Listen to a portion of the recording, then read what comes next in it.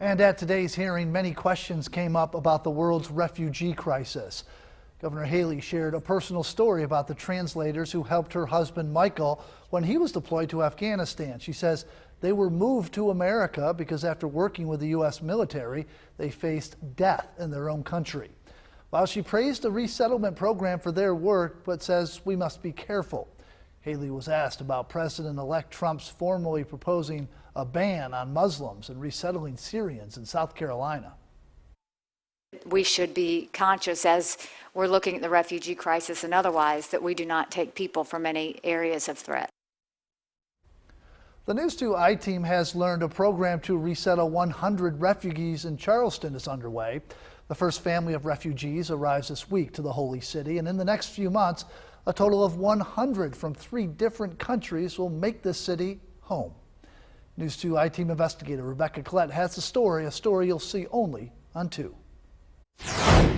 Good evening. Our city was selected because of our legacy of hospitality and because of the faith community willing to work with the refugees starting a new life.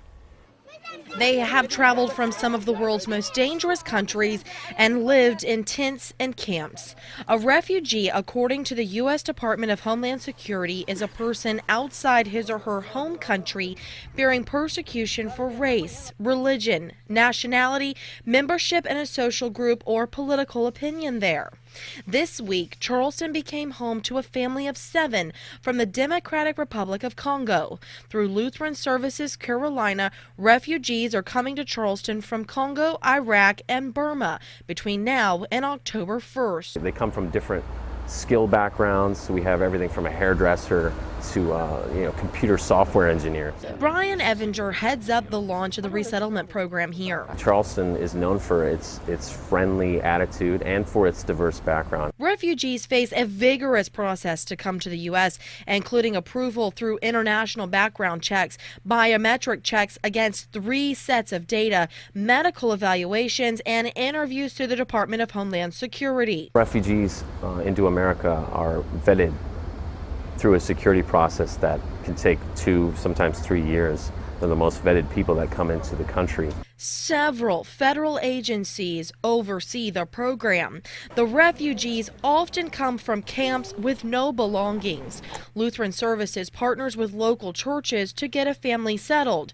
Right now, there are 3 fully trained churches that are involved with the first families. There are 4 more in training. Community partners work with refugees to learn English, navigate the transportation system, find jobs, and enroll in school. Definitely, they've been waiting for the time when they're going to be able to start their life anew. Families receive a one-time check of $925 per person. Food stamps and Medicare are available if the family qualifies based on income. But the goal is to set them up so they can support themselves. Refugees are people that are trying to start their life anew. They are hardworking people that are seeking a better place for their children.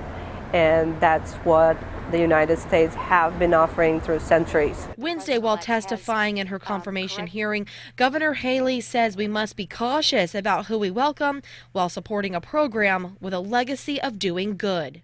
When it comes to refugees, we have to remember those that we have always tried to help, those that have been persecuted for any reason.